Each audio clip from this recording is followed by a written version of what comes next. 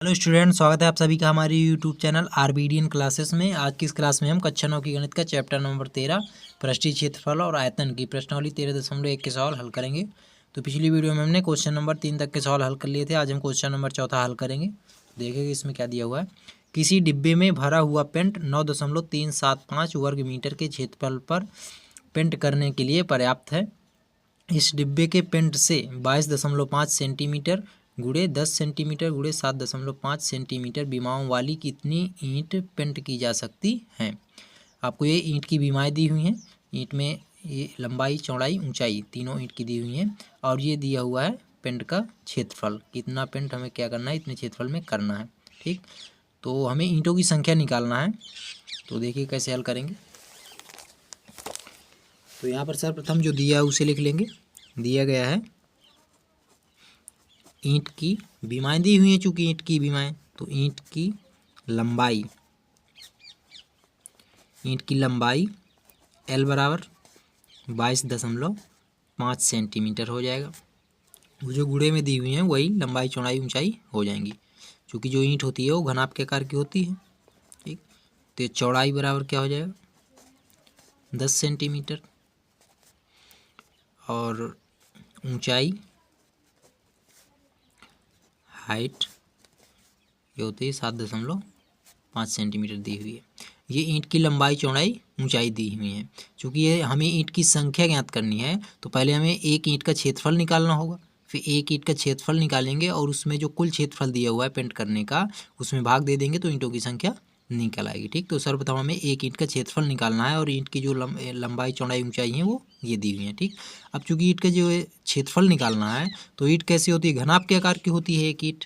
ठीक, ईंट जो होती है वो घनाभाकार होती है, घनाभ के आकार की। तो यहाँ से हम घनाभ का पृष्ठीय क्षेत्रफल फार्मूला लगाएंगे इसमें। ठीक, तो यहाँ से हम लिख देंगे ईंट का कुल पृष्ठीय क्षेत्रफल। ईंट का कुल पृष्ठीय क्षेत्रफल, पृष्ठीय क्षेत्रफल।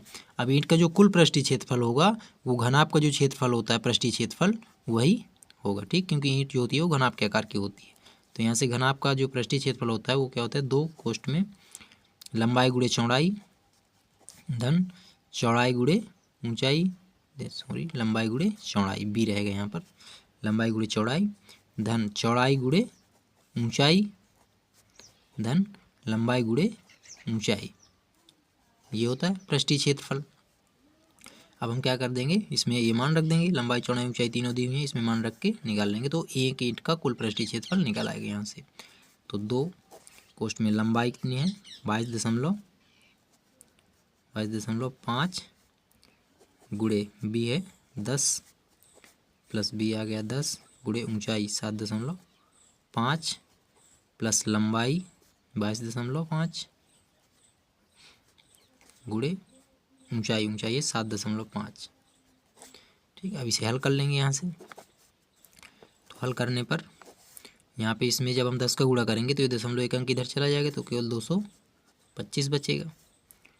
प्लस जब इसमें 10 का गुणा करेंगे तो ये दशमलव यहाँ के साथ जाएगा तो 75 बचेगा। प्लस इसका इसमें गुणा करके देख लेते हैं कितना आएगा। तो 22.5 में गुणा करना है 7.5 का।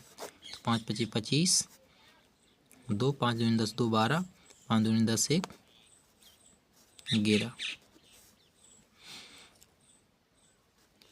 7 × 5 = 35 की 5 हासिल 3, 7 दूनी 14, 3 17, 7 दूनी 14, 1 15,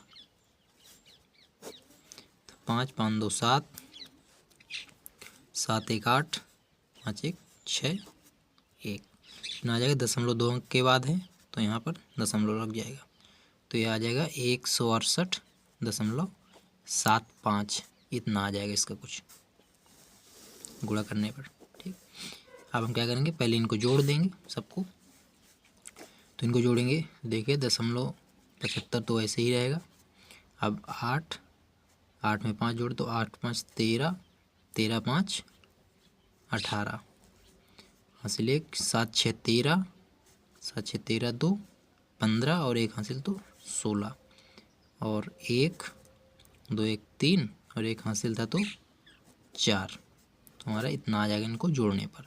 468.75। अब इसमें इसका गुणा कर देंगे 2 का, इसे लिख सकते हैं 468.75 गुणे 2। तो यहाँ से आ जाएगा 2 पंचे 10, 2 सत्ते 14, 1 15 दशमलव 14 1 15, 2 अट्ठे 16, 1 17, 2 तिया 6, 2 छक्का 12, 1 13, 2 चौको 8, 1 9। तो हमारे पास कुछ इतना आ जाएगा, ये आएगा वर्ग सेंटीमीटर। चूँकि जो कुल पृष्ठीय क्षेत्रफल है सेंटीमीटर में भी दी हुई थी इसकी, तो यह जो ये क्षेत्रफल आएगा वो वर्ग सेंटीमीटर में आएगा।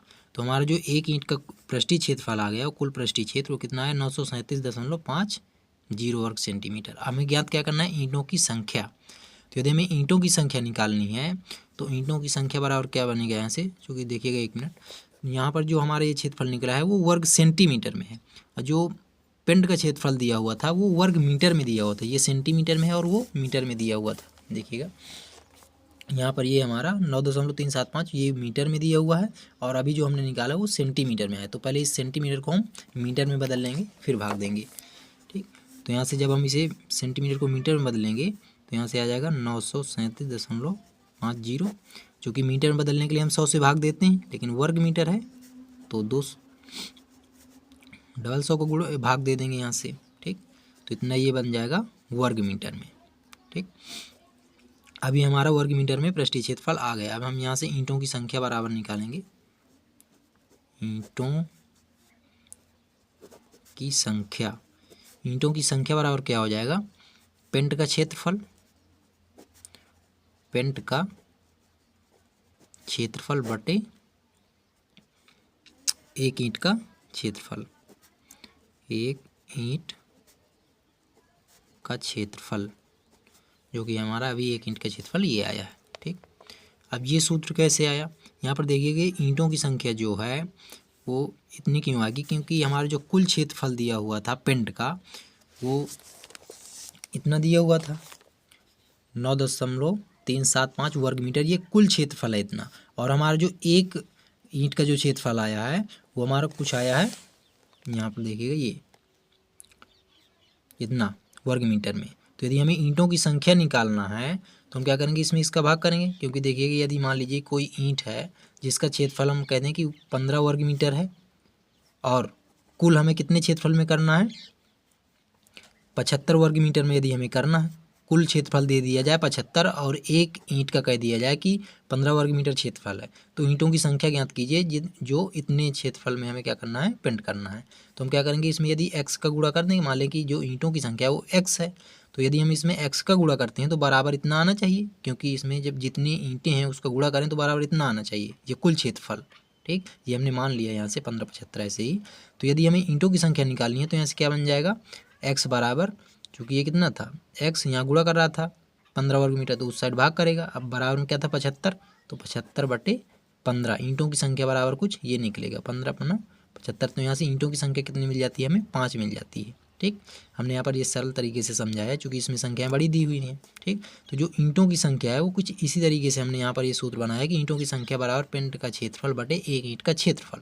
ठीक, वो यहाँ से निकाला, एक ईंट का क्षेत्रफल में यदि ईंटों का संख्या गुणा करेंगे तो कुल क्षेत्रफल निकलेगा कि कितनों में हम कितने क्षेत्रफल में हमने पेंट किया। ठीक, तो हमने इस तरह यहाँ से ये सूत्र लिख दिया। अब इसमें मान रख देंगे, तो ईंटों की संख्या बराबर पेंट का क्षेत्रफल हमारा दिया हुआ था 9.375 वर्ग मीटर, ये दिया हुआ था बटे, अब ये वर्ग मीटर ना लगाइएगा, नहीं लगाना तो ठीक है, क्योंकि हमारी संख्या आएगी इनकी। तो 9.375 और एक ईंट का क्षेत्रफल कितना आया था 937.5। अब इस दशमलव के बाद जीरो कोई मात्र नहीं होता तो आप इस जीरो को हटा भी सकते हैं। ठीक, तो हम यहाँ से मान लेंगे इतना है, और भाग में था 100 गुणे 100 ऐसे। अब इसे हल कर लेंगे, तो यहाँ से देखिएगा ये वैसे ही रहेगा 9.375, यहाँ से 937.5, और जो ये 100 हैं ये ऊपर गुणा करेंगे। ठीक, तो यहाँ से बन जाएगा 100 गुणे 100। अब इन दोनों को दशमलव हटा लेंगे हम, तो इस दशमलव से जब ये दशमलव हटाएंगे तो यहाँ दशमलव के बाद 3 संख्या है, यहाँ दशमलव के बाद 1 संख्या है, तो दशमलव के बाद संख्या बराबर होना चाहिए तभी दशमलव हटता है। तो यहाँ से हम क्या करेंगे, 1 संख्या है, 3 संख्या बनाना है तो 2 जीरो और लगा देंगे। अब संख्याएँ बराबर हो गई, यहाँ 3 है और यहाँ 3 है तो दशमलव हट जाएगा। ठीक, अब दशमलव हमारा जब हट जाएगा तो यहाँ से हमें मिल जाएगा 9375 बटे 9375 डबल जीरो गुणे में ये 100 गुणे 100 चल रहा था। अब ये दोनों जीरो से हम ये दोनों जीरो काट सकते हैं। ठीक, अब ये जीरो कट गए। अब देखिएगा ये 9375 है, ये 9375 है, ये दोनों सेम संख्याएं कट जाएंगी एक बार में। ठीक, अब यहाँ केवल 100 बचा, तो 100 का जब 1 से गुणा करेंगे तो 100 ही आएगा। ठीक, तो हमारे यहाँ क्या आ जाएगा, 100 आ जाएगा। और यही हमारे क्या आ जाएगी, ईंटों की संख्या आ जाएगी। तो यहाँ से लिख सकते हैं इतनी ईंटें आ गई, तो ईंटों की